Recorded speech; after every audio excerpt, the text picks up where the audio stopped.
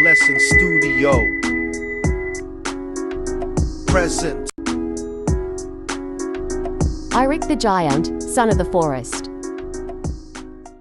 The wind carried whispers through the towering trees, their ancient boughs swaying like elders in quiet conversation. Birds flitted between branches, their songs blending with the rustling leaves. Somewhere beyond the endless green, a lone figure moved with quiet purpose. He was Eirik, named after warriors of old, though he had never swung a blade in battle. His hands were more familiar with the rough bark of trees and the cool rush of river water than the weight of a sword. From the time he could walk, the forest had called to him, not as a place of fear, as the villagers believed, but as a world waiting to be understood. "Why do you always wander?" his mother would ask, shaking her head as she patched the tears in his tunic. Eirik never had an answer that satisfied her. To him, the question itself was strange. Was a bird asked why it flew? Was a river questioned for flowing? The forest was where his feet carried him, where his heart found peace. But even he knew there were places unseen, paths untrodden, places his people spoke of only in whispers. The deep forest, where no man dared venture. Today, his path led him there.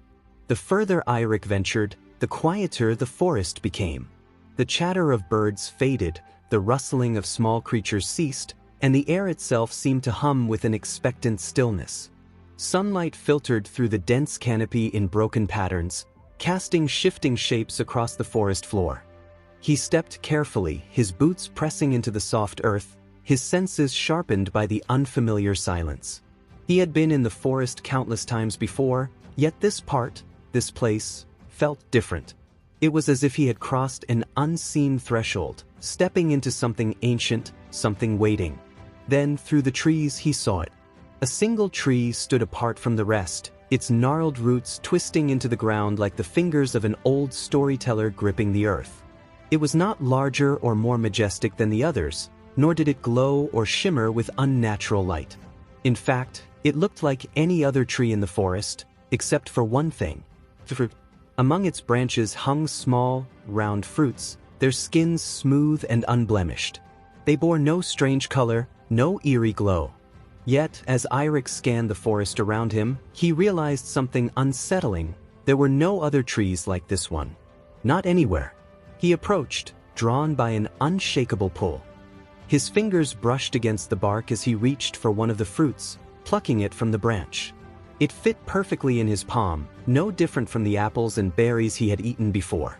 But deep inside, a whisper of doubt curled in his chest. Something about this felt meant to be. The hunger of curiosity outweighed hesitation. He brought the fruit to his lips and took a bite. The first taste was sweet. Then came the fire. A searing heat exploded in his chest, tearing through his veins like a storm. He gasped, his knees buckling as his body convulsed. It felt as though his very bones were stretching, his muscles twisting into something unfamiliar. He gritted his teeth, digging his fingers into the soil as his body rebelled against itself.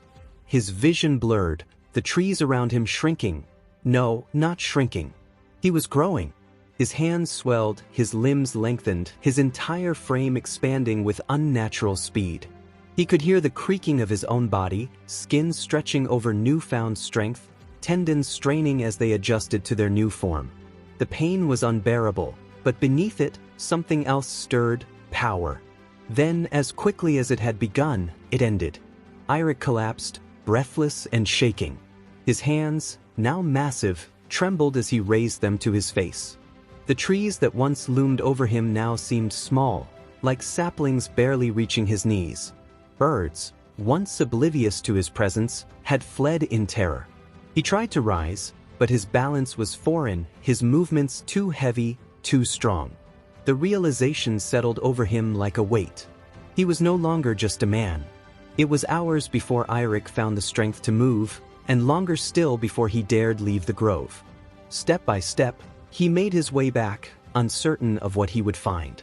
By the time he neared the village, the sun had dipped low, casting long shadows across the fields. A woman's scream shattered the quiet. Eirik turned sharply. A small boy, no older than 6, had wandered too close to the river's edge. His foot slipped. Water swallowed him whole. Without thinking, Eirik moved. His new form carried him in great strides, his enormous hands cutting through the water with ease. He reached for the child, lifting him as gently as he could. Gasps rippled through the gathering villagers as they saw him. Some clutched their chests in shock. Others stumbled back, their faces twisted in terror. "Monster," someone whispered. Eirik's chest tightened. He wanted to explain, to tell them he was still himself, but what words could he possibly say? Before the fear could spread further, a new voice cut through the murmurs. "Enough!" The villagers parted as an old woman stepped forward. Her hair, streaked with silver, was woven into intricate braids. Her robes, stitched with symbols of the old gods, marked her as someone of wisdom. Eirik had seen her before, though only from a distance. The guardian of the forest. Her gaze met his, not with fear, but with recognition.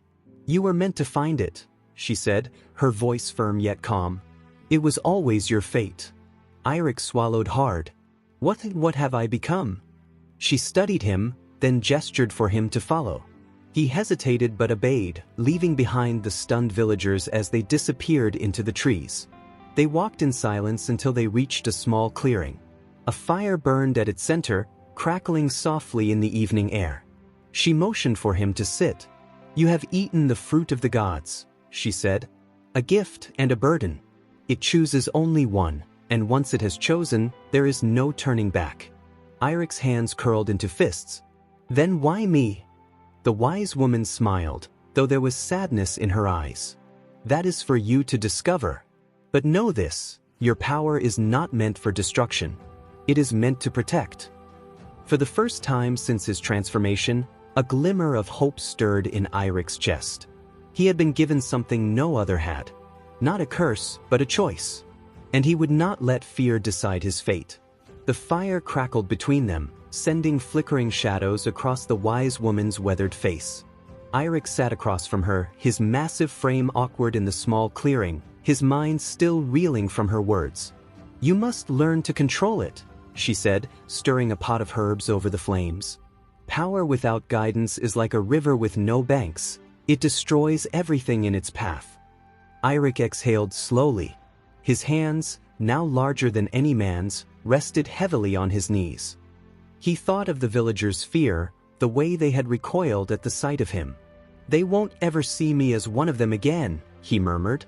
The wise woman studied him. "Perhaps not. But they will see what you choose to be."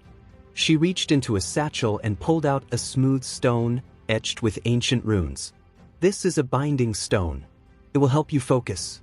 Your body has changed, but your spirit remains yours. You must learn to shift between them." Eirik took the stone carefully, its cool surface pressing against his palm. "How?" "Through discipline. Through control." She leaned forward, eyes sharp. "Through purpose." The days that followed were grueling. The wise woman, whom Eirik came to know as Astrid, was unrelenting in her teachings. She made him walk the forest blindfolded, relying only on his other senses. She had him lift stones as small as pebbles and as heavy as boulders, forcing him to understand the strength coursing through his new form. She taught him balance, not just of body, but of mind. "Close your eyes," she instructed one morning. "Feel the shift inside you. The fruit did not make you something new. It awoke what was already there." Eirik clenched his fists, frustration rising. "I don't feel anything."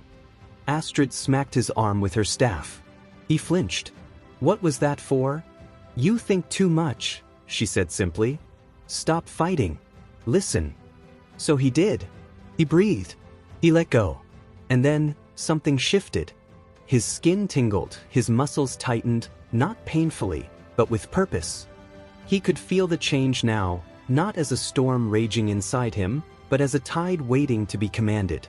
When he opened his eyes, he had returned to his normal size. Astrid nodded approvingly. "Now we begin." Though Astrid had accepted his transformation, the village had not. Even after weeks in the forest, whispers of the giant still spread through the town like wildfire. Some claimed he had been cursed. Others said he had angered the gods. Many still feared that one day he would return and bring ruin. That fear only grew when trouble came. A great storm had swept across the land, swelling the river until it threatened to flood the village. The wooden bridge that connected both sides of the town groaned under the weight of the rising waters, its beams cracking from the pressure. And then, disaster struck. A wagon, carrying supplies, was crossing the bridge when the wood beneath it gave way. The structure collapsed, and the wagon, along with the man steering it, was swept into the raging current. Shouts rang out, but no one dared to jump in. The river was too strong, its waters too deadly. Until Eirik arrived. He didn't hesitate. He had trained for this. The moment his feet touched the riverbank, he let himself change. The now familiar pull surged through him, his body expanding, his strength returning in an instant. The villagers gasped as the giant waded into the furious waters. The current, which had been strong enough to uproot trees, barely slowed him. He reached the drowning man in moments, lifting him effortlessly from the water and carrying him to shore. He set the man down gently, his massive hands careful not to harm him. For a long moment, there was silence. The villagers stared, uncertain. Then, an old woman stepped forward. The man's mother. She fell to her knees before Eirik and wept. "Thank you," she whispered. Eirik swallowed hard. He had expected fear, rejection, but instead gratitude. One by one, others stepped forward, murmuring among themselves. The whispers had changed. He was no longer just the giant. He was their giant. That night, as Eirik returned to the forest, Astrid was waiting. "They saw you today," she said, her voice unreadable. Eirik nodded. "They did. And what do you think they saw?" He thought for a moment. "Not a monster." Astrid smiled. "Then you are ready." Eirik met her gaze. "For what?" She turned toward the darkened trees, her expression solemn. "For what comes next?"